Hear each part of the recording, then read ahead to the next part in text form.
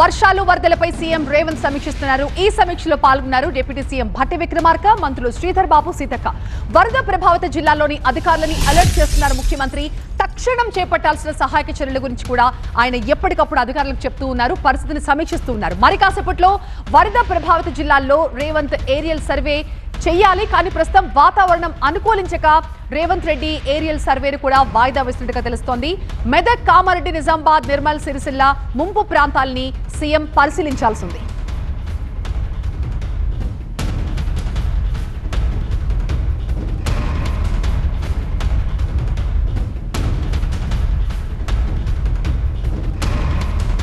భారీ వర్షాల నేపథ్యంలో ప్రభుత్వం ఎంత అలర్ట్ గా ఉంది? ముఖ్యమంత్రి సమీక్షా సమావేశంలో ఎలాంటి ఆదేశాలు జారీ చేశారు? మా ప్రతినిధి ప్రభాకర్ ప్రస్తుతం మనకి లైవ్ లో జాయిన్ అవుతారు మరింత సమాచారంతో. ప్రభాకర్, రైట్. కొద్దిసేపటి క్రితమే సీఎంతో పాటుగా మంత్రులు చేయాల్సిన ఏరియల్ సర్వేకి సంబంధించిన పర్మిషన్ కూడా వచ్చినట్టుగా తెలుస్తుంది. ప్రస్తుతం మనతో పాటు రాష్ట్ర రెవెన్యూ శాఖ మంత్రి పొంగులేటి శ్రీనివాసరెడ్డి గారు ఉన్నారు. సార్ చెప్పండి, ఎట్లా ఉంది వరదలకు సంబంధించి, వర్షాలకు సంబంధించి పరిస్థితి అదుపులోకి వచ్చిందా? ఎట్లా ఉన్నాయి సహాయ చర్యలంతా కూడా? ప్రేక్షకులకు నమస్కారం. గడిచిన 2 రోజుల నుంచి రాష్ట్ర వ్యాప్తంగా ముఖ్యంగా మెదక్, కామారెడ్డి, అదే రకంగా సిరిసిల్ల, నిర్మల్ ఈ 4 జిల్లాల్లో అతి భారీ వర్షాలు పడ్డ కారణంగా ప్రజలు అతలకుతలమైన పరిస్థితి నిజం. దీని మీద గౌరవ ముఖ్యమంత్రి రేవంత్ రెడ్డి గారు నిన్న 2-3 పర్యాయాలు నాతోనే ఉన్నత అధికారులతోనే ఫోన్లో సమాచారాన్ని సేకరించడం జరిగింది. నేను, నాతో పాటు సిఎస్ గారు, ఇంకా disaster management secretary Arvind Kumar గారు, ఆ జిల్లాలోనే ఉన్న జిల్లా కలెక్టర్లు, ఎస్పీలు, ఆ జిల్లా ఇన్ఛార్జి మంత్రులతో పలు పర్యాయాలు పర్సనల్గా, అదే రకంగా ఫోన్ కాల్లో వీళ్ళందరితో సంప్రదించడం జరిగింది. పరిస్థితుల్ని టైం టు టైం అసెస్ చేసుకుంటూ ఆదేశాలు ఇవ్వటం జరిగింది. హైదరాబాద్ నుంచి ఈ 4 జిల్లాలకి ఉన్నత అధికారులను కూడా స్పెషల్ ఫోకస్ పెట్టడం కోసం పంపించి పర్యవేక్షిస్తూ ఎక్కడ ప్రాణ నష్టం కాపాడే దాంట్లో ఫుల్ ఫోకస్ పెట్టి ఎస్డీఆర్ఎఫ్, ఎన్డీఆర్ఎఫ్కి ప్రత్యేక టీములు ఏవైతే గతంలో ఈ ప్రభుత్వం వచ్చిన మొదట్లో జరిగిన విపత్తుని ఫేస్ చేసే దానికోసం ఆనాడు జరిగిన ఇబ్బందుల్ని దృష్టిలో పెట్టుకొని ప్రతి ప్లేస్లో మోర్ దాన్ 100 మెంబర్స్ని ఎస్డీఎఫ్ఆర్, ఎన్డీఆర్ఎఫ్ టీములను ఏర్పాటు చేశాము. వారికి అనేక ఎక్విప్మెంట్స్ అరేంజ్ చేసి ఈనాడు ఎక్కువ ప్రాణ నష్టం జరగకుండా ఉండే విధంగా చర్యలు చేపట్టడం జరిగింది. సిరిసిల్లకు సంబంధించి నిన్న నర్మల వాగులో చిక్కుకున్న వాళ్ళకి సంబంధించిన హెలికాప్టర్ పంపించడం నిన్న వాతావరణ పరిస్థితుల దృష్టి అనుకూలించలేదు. సో వారికి సంబంధించి ఎట్లాంటి అప్డేట్ ఉంది? అట్లాగే ఎల్లారెడ్డి, కామారెడ్డికి సంబంధించి కూడా చాలామంది స్ట్రక్ అయి ఉన్నారు కదా సార్. ఈరోజు కొంత వెదర్ అనుకూలిస్తే అట్లాంటి రిస్క్ ఏమన్నా చేస్తున్నారా? ఎస్, ఈరోజు మార్నింగ్ కూడా సిరిసిల్ల జిల్లాకు సంబంధించిన వారిని ఎయిర్ లిఫ్ట్ చేయాలని హెలికాప్టర్ పంపించి ఒక 35 మినిట్స్ ఫ్లై అయిన తర్వాత వాతావరణం అనుకూలించిన కారణంగా మళ్ళీ హెలికాప్టర్ బ్యాక్ రావడం జరిగింది. నిన్న కూడా పలు టైంలో పలు పర్యాయాలు హెలికాప్టర్ ద్వారా లిఫ్ట్ చేయాలని ప్రయత్నం చేశాం. నిన్న పూర్తిగా వాతావరణం సహకరించలేదు. ఏది ఏమైనా ఈ 3 జిల్లాలకు సంబంధించిన సుమారు 9 ప్రాంతాల్లో 75-76 మందిని ఈ ఎస్డీఎఫ్ఆర్, ఎన్డీఆర్ఎఫ్ టీములు సేవ్ చేసింది. సుమారు ఒక 76 మందిని సేవ్ చేయడం జరిగింది. అదేవిధంగా ఇంకా నిర్మల్లో ఒక వ్యక్తి ఏదైతే ఎస్ఆర్ఎస్పీకి సంబంధించిన హెవీ ఫ్లడ్ వస్తున్న కారణంగా మధ్యలో ఒక ఐలాండ్లో ఒక వ్యక్తి ఇప్పటికీ చిక్కుకోనున్నాడు. అదే రకంగా సిరిసిల్లలో ఇంకా 4 వ్యక్తులు, ఇందాక మీరు చెప్పినట్లు అక్కడ కూడా ఒక 4 వ్యక్తుల్ని సేవ్ చేయాల్సిన పరిస్థితి ఉంది. వాతావరణం అనుకూలిస్తే తప్పకుండా ఎయిర్ లిఫ్ట్ చేసి వారిని కూడా సేఫ్ ప్లేస్లోకి తీసుకురావాలని ప్రభుత్వం దానికి సంబంధించిన చర్యలు కూడా ఇప్పటికే చేపట్టడం జరిగింది. ఇంతకుముందే గౌరవ ముఖ్యమంత్రి గారు ఏదైతే ఇరిగేషన్కి సంబంధించిన దాంట్లో కూడా మేజర్ డ్యామేజ్ జరిగింది. నిన్న పోచారం డ్యాము కనీవిని ఎరిగిన రీతిలో సుమారు 90 సంవత్సరాలు పైగా చరిత్ర ఉన్న డ్యాము, ఆ డ్యామ్ మీద పోయినసారి లాస్ట్ ఇయర్ ఇదే టైంలో పాలేరులో ఎట్లయితే డ్యామ్ అంతా ఓవర్ఫ్లో అయిందో అదేవిధంగా 1,87,000 క్యూసెక్లు 64,000 క్యూసెక్లు డిశ్చార్జ్ ఉన్న ఆ డ్యామ్కి 1,87,000 క్యూసెక్స్ వాటర్ వచ్చేసరికి ఎంటైర్ డ్యామ్ ఓవర్ఫ్లో అయింది. అదృష్టవశాత్తు అధికారులంతా అప్రమత్తమై ఆ డ్యామ్ని సేవ్ చేసుకోగలిగాం. అదేవిధంగా అనేక మీడియము మైనర్ ఇరిగేషన్ ట్యాంకులు కూడా చాలా పూర్తి స్థాయిలో నీరుండి కొన్ని ప్రదేశాల్లో ఆ డ్యాములు కూడా ఆ ట్యాంకులు కూడా ఓవర్ఫ్లో అవుతున్నాయి. దానికి గౌరవ ఇరిగేషన్ శాఖ మంత్రి గారు టైం టు టైం అధికారులకు ఆదేశాలు ఇస్తూ ఇప్పటి వరకు ఎక్కడా ఏ రకమైన మేజర్ ఇన్సిడెంట్ జరగకుండా కాపాడుకోగలిగాం. దురదృష్టవశాత్తు కామారెడ్డి జిల్లాలో ఇద్దరిని, ఒకళ్ళు ఇంటి దగ్గర గోడ కూలి చనిపోవడం జరిగింది. ఇంకొక వ్యక్తి 2 వీలర్ మీద వస్తూ ఆ 2 వీలర్ మీద వస్తున్న మనిషి కూడా గల్లంతు కావడం జరిగింది. ఇప్పటి వరకు నా దృష్టికి వచ్చినంత వరకు 2 మనుషులు, ఒకళ్ళు ట్రేస్ అవుట్ అయ్యారు, ఇంకొక వ్యక్తి.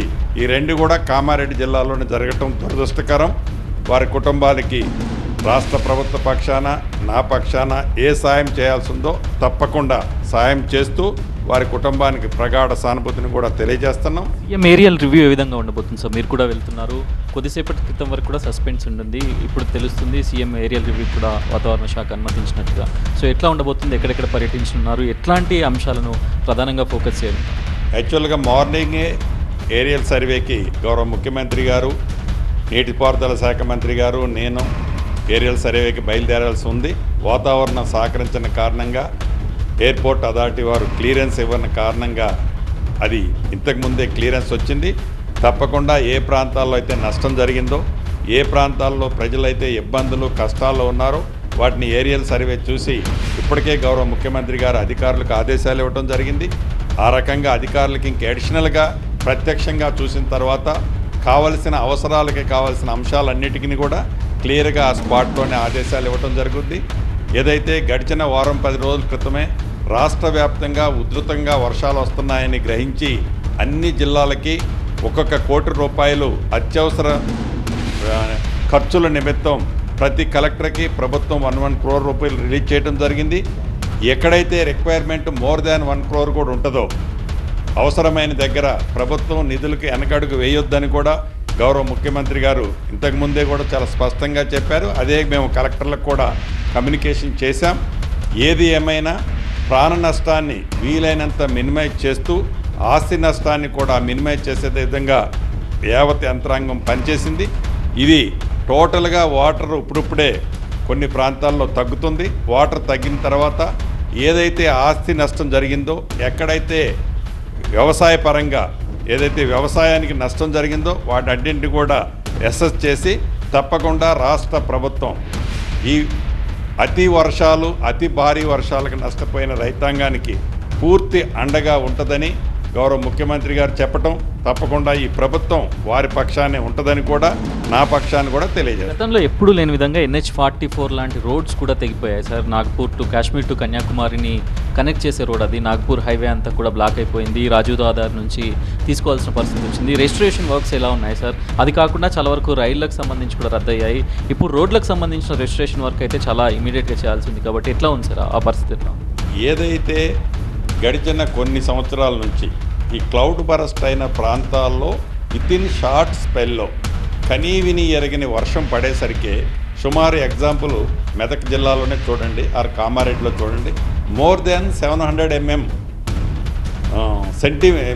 మిల్లీమీటర్ల వర్షం వితిన్ 1.5 అవర్లో పడేసరికి ఆ క్యాచ్మెంట్లో ఉండే అది నేషనల్ హైవేస్ కావచ్చు, R&B పంచాయతీరాజ్ రోడ్లు కావచ్చు, రైల్వే లైన్లు కావచ్చు, అన్నీ కూడా ఆ డిశ్చార్జికి సంబంధించింది ఆ వెంట్లు ఆ డిశ్చార్జ్ని రిసీవ్ చేసుకోలేక ఓవర్ఫ్లో అయ్యేసరికి ఈ బ్రీచ్లు అవ్వటం జరుగుతుంది.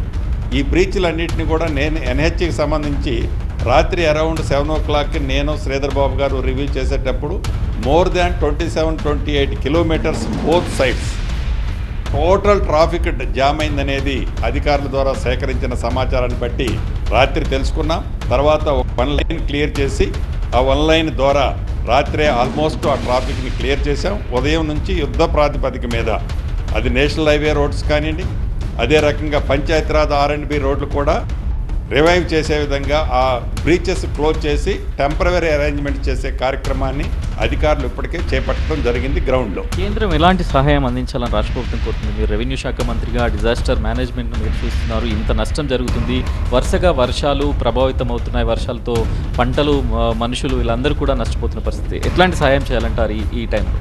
అంటే తప్పకుండా పెద్దన్న పాత్ర పోషించాల్సిన కేంద్ర ప్రభుత్వం, రాష్ట్రాల్లో ఏ ప్రభుత్వాలు ఉన్నా తప్పకుండా కేంద్ర ప్రభుత్వం ఇటువంటి విపత్తు వచ్చినప్పుడు సహాయ సహకారాలు అందించాల్సిన అవసరం ఉంది.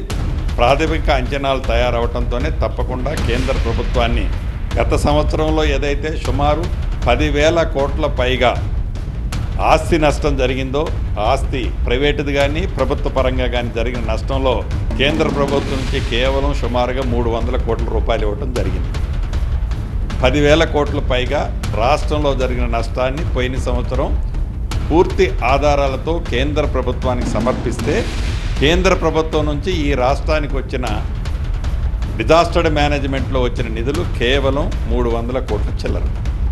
అదే రకంగా ఇప్పుడు కూడా మళ్ళీ ఈ విపత్తుకు సంబంధించి ఈ 4 జిల్లాల్లో ప్రస్తుతానికి ఈ 4 జిల్లాల్లో జరిగిన నష్టాన్ని అంచనా వేసి వాటిని తప్పకుండా కేంద్ర ప్రభుత్వ సహాయానికి పోతాం.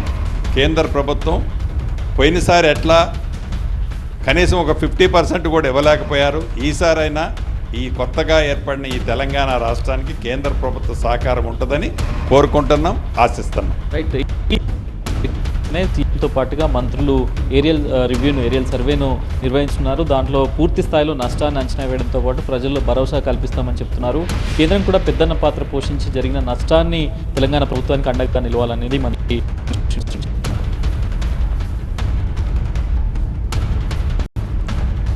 అది విపక్షాల ఆరోపణలను తిప్పికొట్టారు మంత్రి పొంగులేటి. ప్రభుత్వం అన్ని రకాలుగా సంసిద్ధంగానే ఉంది, ఇప్పటికే ప్రజలకు ఇబ్బందులు లేకుండా ఎక్కడికక్కడే సహాయక చర్యలని కూడా మోహరించామని మంత్రి చెప్తున్నారు. అధికారులతో ఎప్పటికప్పుడు మాట్లాడుతూ పరిస్థితిని కూడా సమీక్షిస్తున్నట్లుగా మంత్రి పొంగులేటి చెప్పారు. వర్షాలు, వరదలకు సంబంధించి 2 రోజుల నుంచి రాష్ట్ర వ్యాప్తంగా భారీ వర్షాలు కురుస్తున్న నేపథ్యంలో మెదక్, కామారెడ్డి, సిరిసిల్ల, నిర్మల్ జిల్లాలో కాస్త పరిస్థితులు నిజంగానే ఇబ్బందికరంగా ఉన్నాయి. కానీ అక్కడ కూడా వరదలో చిక్కుకున్న వారిని ఎయిర్ లిఫ్ట్ చేస్తున్నట్లుగా మంత్రి పొంగులేటి చెప్పారు.